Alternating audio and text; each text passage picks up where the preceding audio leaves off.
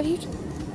Oh, my man. Before Jesy Nelson would become a founding member of one of England's most popular girl groups, I'm talking Little Mix. All right, it's Little Mix, but here in like North America, it'd be Lil. Just saying. Because Leanne needs to, you know, get some style. Excuse She likes to wear her dad's jean jackets that are too big for her. This is what I call style, okay? Before Jesy Nelson would become a hot topic of conversation on social media platforms all over the world when she was accused of blackfishing. Before Jesy Nelson would clock in nearly 200,000 subscribers on YouTube and over 8 million followers on Instagram at the time of this recording. Originally a member of one of Britain's most successful music groups, Little Mix, well, today's singer Jesy Nelson is a solo artist looking to strike out on her own. And after a tumultuous and drama-filled departure from the band she was a part of for close to a decade, well, there's always one who just breaks out of the pack. But will she turn uber successful like Posh Spice or fall out of the spotlight like Baby Spice? In fact, she's kind of looking like Scary Spice if I'm being honest. Anyway, you let me know what you think in the comments down below. Now, Jesy's life has almost always been chock full of drama, starting from before she was even born, when her father was once convicted of murder. Yeah, that's for real. So how did Jesy manage to overcome some incredible obstacles on her path to success? And why do more people than ever want to tear her down by accusing the star of blackfishing in her new music video, Boys? Those answers and more will be coming up in this video. Let's jump into this before they're famous. Or before they were black. I think we're just gonna go with before they were famous.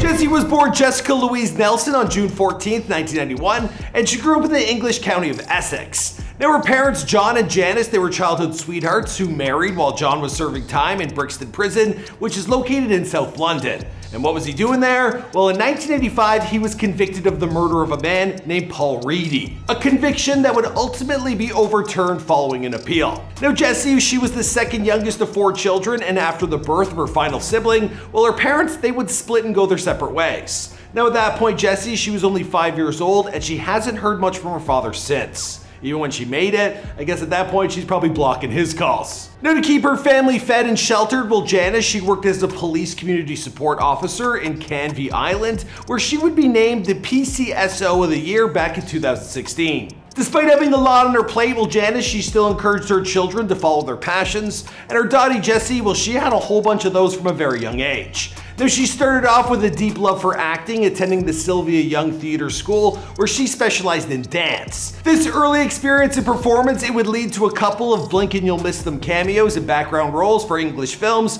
We're talking Harry Potter and the Goblet of Fire, as well as About a Boy. Did my Canadian accent click in there? About a Boy, sorry. But it was the world of singing where Jesy would truly leave her mark after becoming obsessed with music and dance as a kid, thanks to Missy Elliott. Now, when speaking about Missy, well, she told The Guardian, "She is the queen. I would come home from school and the first thing I do is put on MTV Base and study Missy Elliott videos. She always had this little girl in her videos and I so wanted to be her." That's actually a great idea for Where Are They Now? I saw that girl all grown up.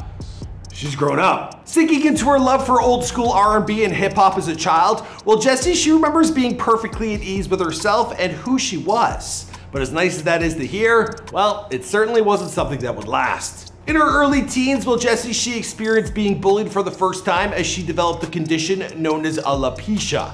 Now, this would become the start of her decade-long battle with self-confidence. I believe it's when your hair starts falling out. Now, by the time she was 19 years old, well, she was working at a bar in Dagenham, a 10-minute drive from her home in East London. And one night while working here in 2010, well, she spotted an X Factor audition unfolding on the television above the bar. Specifically, Cher Lloyd singing Soulja Boy, Turn My Swag On. I'm gonna sing Turn My Swag On by Soulja Boy, but I'm gonna do the Carrie Hilson version.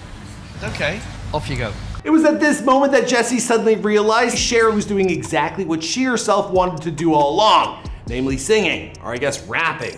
Now, the following summer, while Jesy, she would audition for X Factor, and her life, well, it would change forever. Bust the windows out your car, yeah. I was really pleasantly surprised by your vocal. Sorry, Jesy, I didn't see that audition at all. I found it lacked individuality. I I found it was very generic. She got through the initial audition with a 3-1 vote, but she didn't wind up making the cut and the boot camp as a solo artist. Now, rather than kick her off the show altogether, the producers behind the series, they thought she would fit in well with a group of other girls. So they teamed her up with 3 other former solo entrants, Leanne Pinnock, Jade Thirlwall, and Perry Edwards, to form the group that was then known as Rhythmics. Not a great name. Of course, they changed it. It's time to be a big girl now, and big girls don't cry.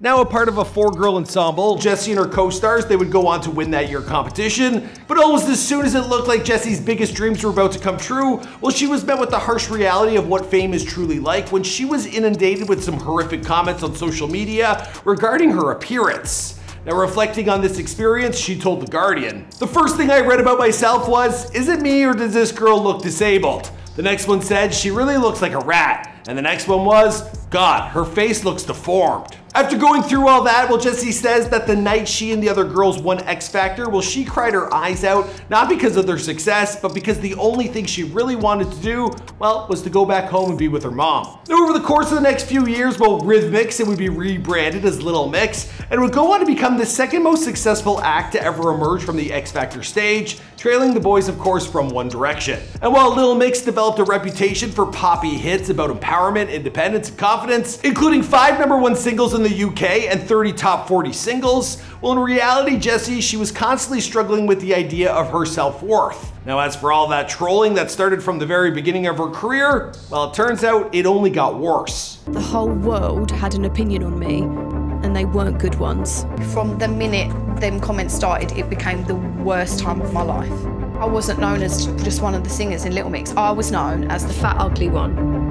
Things reached their lowest point in 2013 when Jessie, she was deep in the throes of her addiction to social media, and she couldn't look away no matter what hateful things the trolls were writing. Now, even when magazines would create features on her, they would usually only run 1 or 2 types of stories, how Jessie had gained weight or how she had lost it. Now, the more she read about herself, the more it became a self-fulfilling prophecy, and the more she would mess around with extreme dieting. At one point in time, she was straight up drinking Diet Coke for like a week and not eating anything at all. On the precipice of quitting the industry and leaving everything behind, it was her brother, now a property developer, who helped her finally get better by encouraging her to stick with it because he knew that she was stronger than anyone else was willing to give her credit for. Now, for a while, things they did improve, especially after she deleted her Twitter account and refocused on Little Mix. Then in 2018, a disagreement between Little Mix's management company, Modest, and the record label Sitco, it would result in a move to a new label, RCA.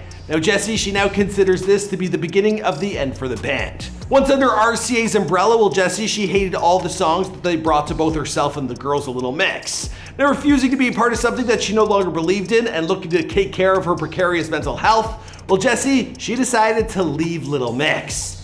And the crowd goes wild. It's the end of an era. It was a mix of emotions. I was sad, but at the same time, mentally, I felt free and like a massive weight had been lifted off my shoulders, because for me, I felt an enormous amount of pressure being in a girl group. After 9 years and selling more than 50 million records worldwide, it didn't take too long for Jessie to decide to embark on a solo career and land a brand new deal with Polydor. And while the reaction from the majority of her fans was largely positive, those same trolls that had followed her throughout her career, they came back in full force. They're stating things like she had used claims of mental health illness as an excuse to abandon Little Mix. Now, as difficult as it was for her to hear some of these things being said about her, it was about to get even worse. That's when Jessie dropped her brand new single titled Boys. Now, while Jessie's appearance has almost always been firmly in detractors' crosshairs, things got way crazier after people got a load of her new look in this new video, particularly the color of her skin.